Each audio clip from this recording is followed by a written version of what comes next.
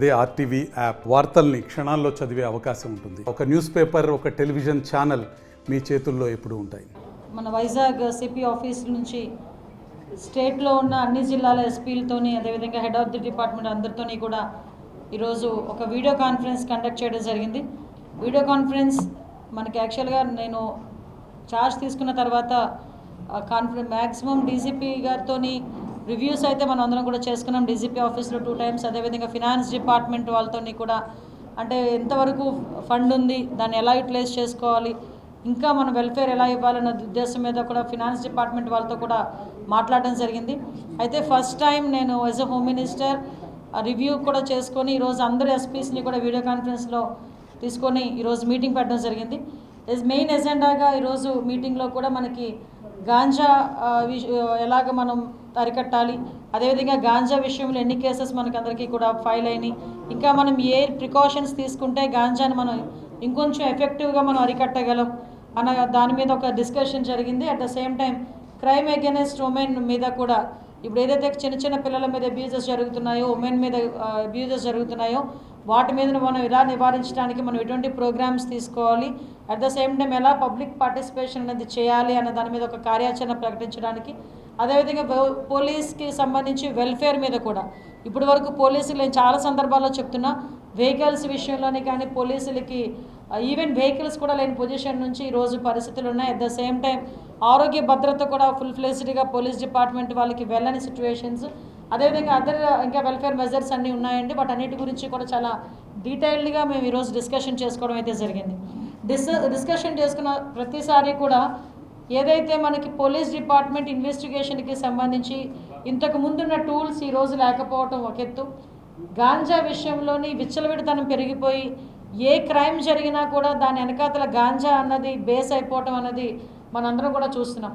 For example మొన్న వినుకొండలో హత్య జరిగినా, రేపొద్దున అమ్మాయిల మీద ఏదైనా అఘాయిత్యాలు జరిగినా, చిన్న చిన్న పిల్లల మీద అబ్యూజింగ్స్ జరిగినా, రేప్ అటెంప్ట్స్ జరిగినా వీటన్నిటికీ కారణం ఏంటంటే ఒక కల్తీ మద్యం కానీ, లేదు అనుకుంటే దాని మీద ఎక్కువగా ఉన్నది డ్రగ్స్ కానీ గంజాయి కానీ. ఎస్పెషల్లీ మన 5 జిల్లాల్లోని కూడా విపరీతంగా గంజా అక్కడ పెంచడం అనేది లాస్ట్ 5 yearsలో జరగడం, మళ్ళీ దాన్ని ఇప్పుడు అరికట్టడానికి కనీసం ఆ టైంలో మీకు అప్పుడు కూడా చెప్పాను, మళ్ళీ ఇప్పుడు చెప్తున్నా, మన ఏఎస్ఆర్ జిల్లా నుంచి ఇక్కడ కిందకి వచ్చే రూట్స్లో చాలా రూట్స్ ఉన్నా కూడా కేవలం మొక్కుబడిగా ఒక 3 చెక్ పోస్టులు మాత్రమే పెట్టి ఆ రోజు కూడా రవాణాకి ఇంచుమించుగా కొంతమంది రాజకీయ నాయకుల ప్రోద్బలంతో అది వ్యాపారమే సాగింది.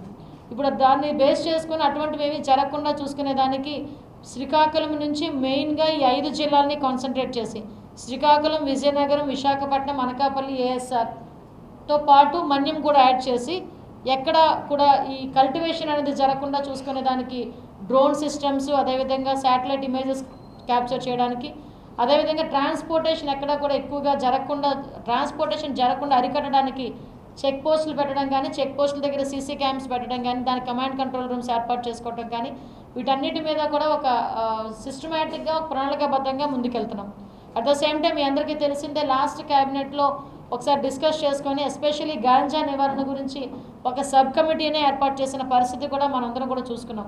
ఆ సబ్ కమిటీలో ఎడ్యుకేషన్ డిపార్ట్మెంట్, అదేవిధంగా excise department, tribal welfare department, health department and home department కలిపి ఒక సబ్ కమిటీ కూడా ఏర్పాటు చేసుకున్న సబ్ కమిటీలోని కొన్ని డెసిషన్స్ తీసుకొని ఈ నార్కోటిక్ టాస్క్ ఫోర్స్ అన్నది స్పెషల్గా ఒక ఇంతకు ముందు మనకి సబ్లో ఉండేది నార్కోటిక్ అన్నది, దీన్ని మళ్ళీ సపరేట్ చేసి ఏదైతే తెలంగాణలో ఎలాగైతే ఉందో సేమ్ యాజ్ టాస్క్ ఫోర్స్ని కూడా ఇక్కడ ఏర్పాటు చేసుకొని దానికి సపరేట్గా ఒక మెన్ను కూడా మనం అలోకేట్ చేసి దానికి ఒక ఎస్పీ లెవెల్ వ్యక్తిని కూడా అలోకేట్ చేయడానికి అందరం కూడా ఒక సిస్టమేటిక్ ఒక ప్రణాళిక అయితే సిద్ధమవుతుంది. అది యాజ్ ఎర్లీ యాజ్ పాసిబుల్ మనకి దీనికి వస్తుందండి, రన్నింగ్లో కూడా వస్తుంది. At the same time already told free number కూడా వచ్చింది. దీని అంతటినీ కూడా ఒకరోజు మేము లాంచ్ చేసేటప్పుడు అవన్నీ కూడా మీకు అందరికీ కూడా చెప్పడం జరుగుతుంది.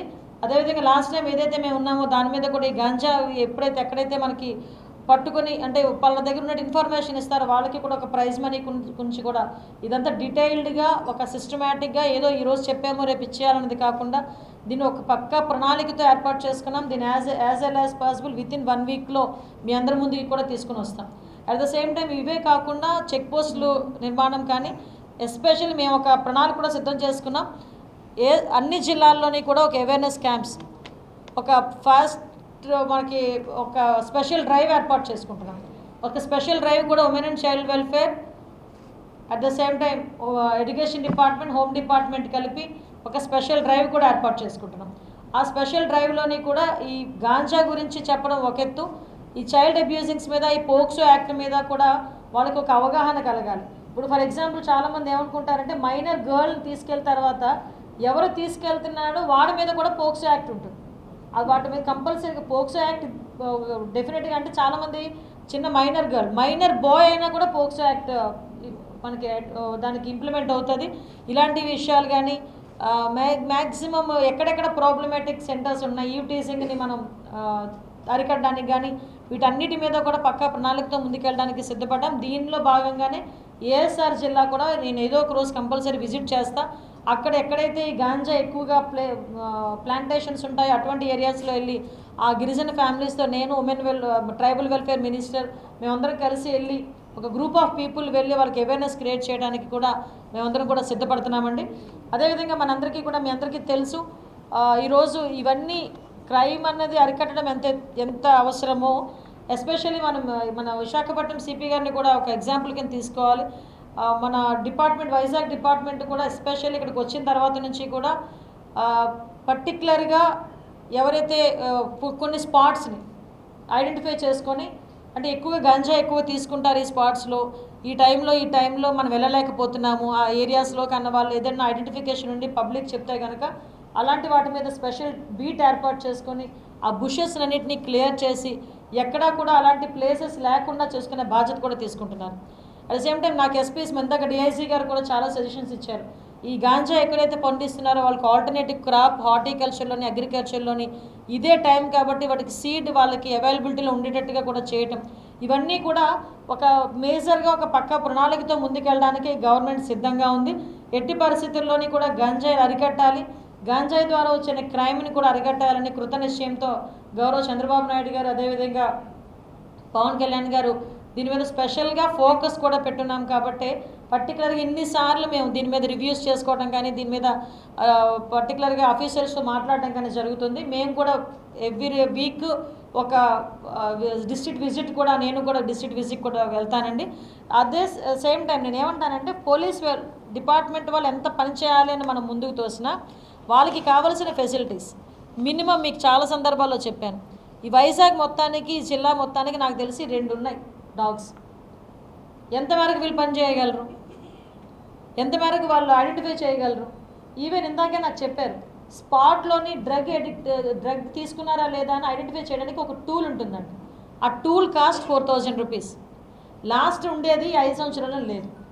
అంటే అలాంటి టూల్స్ అలాంటివి వీళ్ళకి కనుక ఇస్తే ఇమీడియట్గా వాళ్ళు ఐడెంటిఫై చేయడానికో, వాడు డ్రగ్ తీసుకున్నాడా ఏం తీసుకున్నాడని తెలియడానికి వాళ్ళకు ఒక ఐడెంటిఫికేషన్ ఉంటుంది. ఇంతకుముందు నేను మళ్ళీ మా అసెంబ్లీలో కూడా చెప్పాను, ఫింగర్ ప్రింట్ ఐడెంటిఫికేషన్ సిస్టమ్ ఉండేది ఇంతకుముందు. ఎవరైనా అన్ఎక్స్పెక్టెడ్గా అక్కడ కొంచెం సస్పీషియస్గా తిరుగుతున్నాడు ఒకడు, అరే నువ్వు ఎక్కడున్నావు ఒకసారి ఫింగర్ ప్రింట్ వేయి అని చెప్పి, ఈవెన్తో నాకు తెలిసి పామ్ ఐడెంటిఫికేషన్ కూడా ఉండేది ఇంతకుముందు. పామ్ వాళ్ళు పెట్టినా కూడా వాడు ఇంతకుముందు క్రిమినల్ బ్యాక్గ్రౌండ్స్ ఏమున్నాయి, వాటి ఎన్ని కేసులు ఉన్నాయి, వాటి పొజిషన్ ఏంటి అన్నది క్లియర్ కట్గా బయటకు వచ్చేది. మీరు నమ్మరు, నేను ఏదో రాజకీయం మాట్లాడుతున్నానని కాదు. ఈరోజు వచ్చి ఏదో గొగ్గోలు పెట్టే పరిస్థితుల్లో వాళ్ళు మాట్లాడుతున్నారు తప్పించి లాస్ట్ 5 సంవత్సరాల్లో పోలీసు వ్యవస్థని కంప్లీట్గా నిర్వీర్యం చేశారు. Even finger print identification system అనేది లేకపోతే ఎలా అవుతుందండి? ఇంతకుముందు ఎక్కడైనా గ్రూప్ ఆఫ్ పీపుల్ ఎక్కడైనా సభలు పెట్టుకున్నా, ఏదైనా ఆర్గనైజ్ చేసుకున్నా అక్కడికి ఫాల్కనర్స్ అని వెహికల్స్ వెళ్ళేవి. వాళ్ళ హాక్ అని చెప్పేసి ఒక వెహికల్ ఉండేది, వాటిలో సీసీ క్యామ్స్ ఉండేవి. ఎక్కడైనా అలాంటివి ఎవరైనా కొంచెం సంఘ విద్రోహ శక్తులు కనుక పనిచేస్తున్నారు అనుకుంటే ఈజీగా ఐడెంటిఫై చేసుకునే సిస్టమ్ ఉండేది.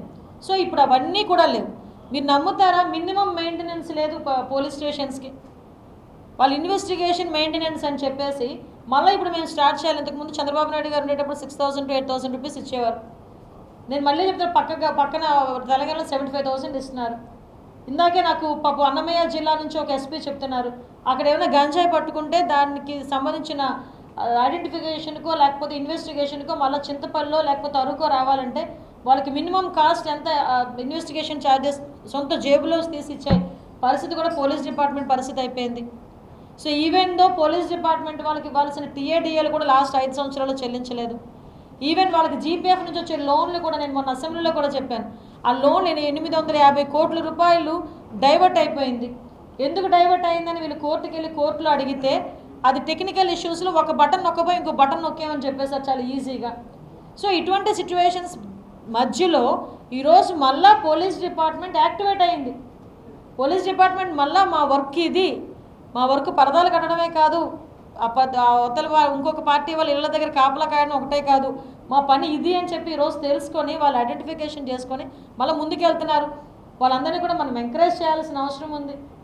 ఈరోజు ఏదో సోషల్ మీడియాను బేస్ చేసుకొని నోటుకు వచ్చినట్టు మాట్లాడేసి డిపార్ట్మెంట్ మీద బురద చల్లేదానికి, ముఖ్యంగా హోమ్ మినిస్టర్ మీద బురద చల్లేదానికి ఒక టార్గెటెడ్ వేలోని వెళ్ళడం అన్నది వాళ్ళకే మంచిది కాదు.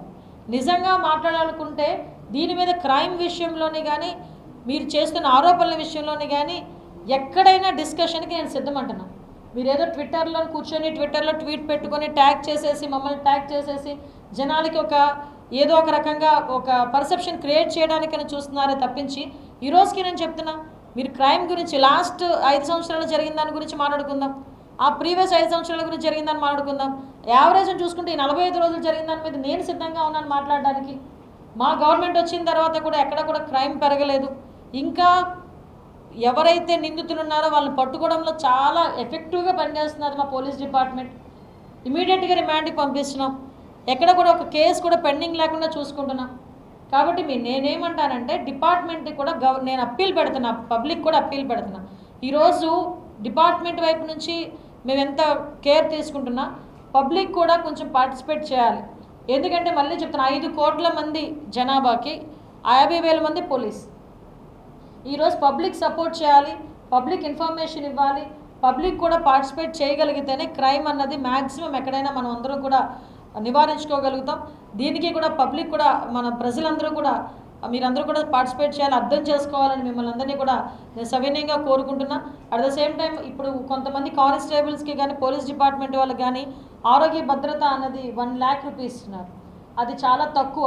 ఎందుకంటే డెంగ్యూ ఫీవర్ మీద హాస్పిటల్కి వెళ్ళినా 2 లక్షలు అవుతుంది జనరల్గా వెళ్తుంటాయి. సో ఈ డిపార్ట్మెంటల్ వైజ్గా వాళ్ళకున్న ప్రాబ్లమ్స్ కూడా తగ్గించడానికి ప్రాబ్లమ్స్ అన్నీ వాళ్ళు ఏదైతే చెప్పారో ఆరోగ్య భద్రత గురించి, అదేవిధంగా చిన్న చిన్న ఈ కానిస్టేబుల్ చాలా 4-5 ఇయర్స్ నుంచి ట్రాన్స్ఫర్స్ లేకుండా ఉన్నారు, ఆ ట్రాన్స్ఫర్స్ గురించి, అదేవిధంగా ఈ వాళ్ళ ఫ్యామిలీస్ వెల్ఫేర్. మీరు నమ్ముతారా 2018లో ఈ మెడికల్ చెకప్స్ అని చెప్పి జరిగినాయి, మెగా మెడికల్ చెకప్స్ అని చెప్పి ఫ్యామిలీస్కి పోలీస్ ఫ్యామిలీస్ జరిగినాయి. లాస్ట్ 5 ఇయర్స్లో ఒక మెడికల్ చెకప్ కూడా లేదు. ఫర్దర్గా పాపం పోలీస్ డిపార్ట్మెంట్ వాళ్ళకి ఈ ప్రెజర్కి ఈ షుగర్స్ అని, బీపీస్ అని, హార్ట్ స్ట్రోక్స్ అని విపరీతంగా వచ్చే పరిస్థితి. గవర్నమెంట్ సైడ్ నుంచి కూడా వాళ్ళ వెల్ఫేర్ విషయంలో వాళ్ళకి కూడా ఈ మెడికల్ చెకప్స్ అవి చేయించడానికి ఒక ప్రణాళిక కూడా సిద్ధం చేసుకుంటాం. పోలీస్ డిపార్ట్మెంట్ వాళ్ళకి కావాల్సిన ఫెసిలిటీస్ కల్పిస్తూనే వాళ్ళని పరిగెట్టించే పరిస్థితి. నేను డిపార్ట్మెంట్ వాళ్ళకి కూడా ఇందాక ఒకటే చెప్పాను, పోలీస్ అంటే భయం కాదు, పోలీస్ అంటే రెస్పెక్ట్ రావాలి. పోలీస్ అంటే భయం ఉన్న చోట మన పబ్లిక్ మన దగ్గర చేరరు. పోలీస్ అంటే గౌరవం ఉన్న చోట, అభిమానం వచ్చిన చోట కంపల్సరీగా పబ్లిక్ అనే వాళ్ళు మనకి అటాచ్ అవుతారు.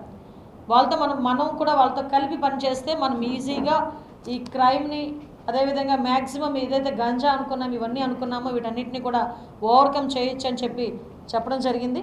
ఈరోజు ఇంకా చాలా ఇష్యూస్ మీద మేమందరం కూడా మాట్లాడుకోవడం జరిగింది. వెహికల్స్ని కూడా as early as possible vehicles కూడా ప్రొవైడ్ చేయడానికి ప్రణాళికను కూడా సిద్ధం చేస్తున్నాం.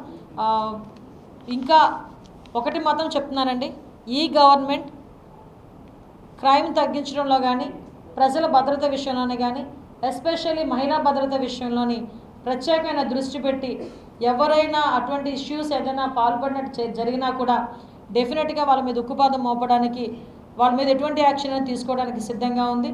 ఈ విషయం మీకు మొన్న వైట్ పేపర్ రిలీజ్ రోజు చంద్రబాబు నాయుడు గారు కూడా చెప్పారు. మేమందరం కూడా పదే మీ అందరికీ కూడా చెప్పడం జరుగుతుంది. ఈ విషయంలో ప్రజలందరూ కూడా మాకందరికీ కూడా సహకరించాలని, పత్రికా సోదరులు కూడా మాకు సహకరించాలని మనస్ఫూర్తిగా కోరుకుంటున్నాం. మరిన్ని వీడియోస్ కోసం ఛానల్ ని సబ్స్క్రైబ్ చేయండి, లేటెస్ట్ అప్డేట్స్ కోసం వాట్సాప్ ఛానల్ ని ఫాలో చేయండి అండ్ లింక్ డిస్క్రిప్షన్ లో ఉంది.